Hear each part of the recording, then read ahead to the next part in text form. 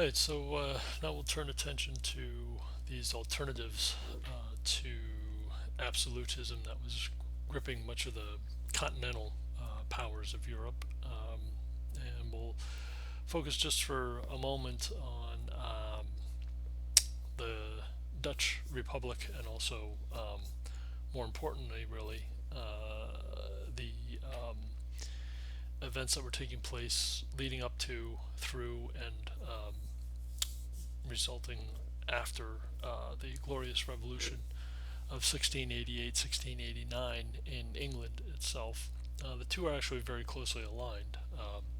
That what the Dutch structure and events in England. In the Dutch Republic, the United Colonies of the Netherlands, as they were also referred to, uh, it was just that, a republic. And so there was a great deal of economic uh, opportunity that, we talked briefly, or I should say, now Ferguson talks about the Dutch East India Company, this very, very powerful, influential world player, kind of a multinational corporation, if you will, often described as the first in human history, that was making enormous profits and therefore making many Dutch investors wealthy as a result of their opening up of markets around the globe.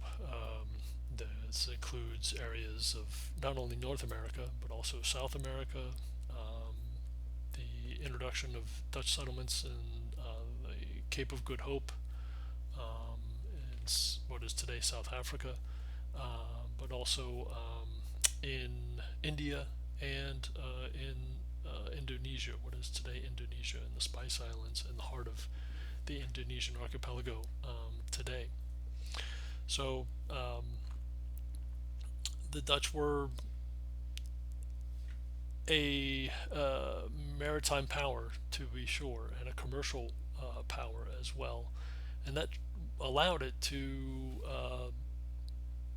project its authority, its interests within Europe itself, even though it was in scale, in relative territorial scale, tiny in comparison to the major kingdoms such as France and Spain, but also other powers like the Kingdom of Prussia and Russia as well. The Dutch were able to kind of, you know, defend themselves and protect their interests internationally as well as within Europe itself. This was aided by what was happening in the late 17th century, in and around what was known as the Glorious Revolution. As a background to the Glorious Revolution of 1688 in England, you'll remember that there were these, after the Protestant Reformation, the English crown was being kind of passed back and forth between Protestant and Catholic monarchs. Oftentimes, this was not necessarily a peaceful transition by any means, but by 1685, King James II of England had established himself on the throne. He was the younger son, the second son of Charles I, and the younger brother to Charles II. And he was the heir apparent to his brother Charles II, and came to the throne in 1685. He had James II had converted to Catholicism during his lifetime, and so here we have again a Catholic monarch presiding over a predominantly Protestant country. He was at a relatively, for that time, time period, King James II was a man of advanced age. He was 51 years old when he came to the throne, and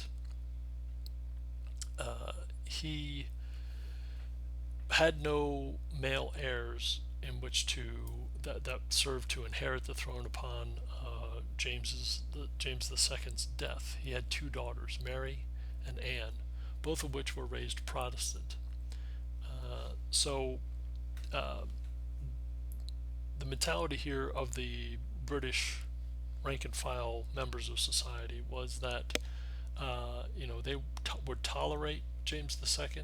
They would tolerate his reign as a Catholic monarch, and since he had no direct heir in which to pass on the throne, and with his daughters being the next in line, they would be Protestants. They were willing to just bide their time and let James govern, have his reign, and then once he died, then the crown would pass to kind of a more like-minded sovereign in the eyes of the Protestants. This was tested by James II, who began, once he took the English crown, began to meddle in the affairs of religious matters within England. And this very quickly began to alienate the few supporters that James II had within Parliament, the English Parliament, and also within the nobility and broader society as a whole.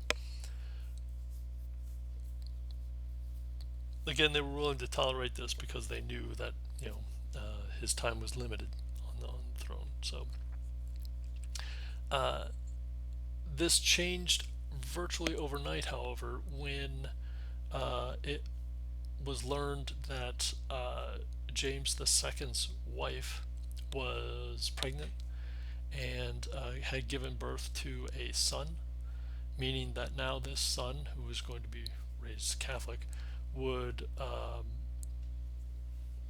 inherit the throne, even in as a child. So this was the event that the catalyst for the Glorious Revolution. English Protestants would not tolerate this turn of events. So therefore, members of Parliament, just a handful, about 7 members or so, and a member of the clergy within the Anglican Church, wrote a letter, signed it, sent it off to an executive of the Dutch Republic, a man by the name of William of Orange, who was the wife of Mary, who was the daughter of James II.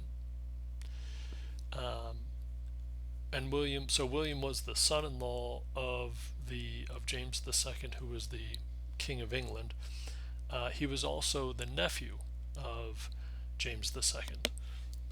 So again, you have this. This is just I mentioned this as a kind of a side note, an example of the marriage practices of insulating or kind of protecting the royal dynasties and lineage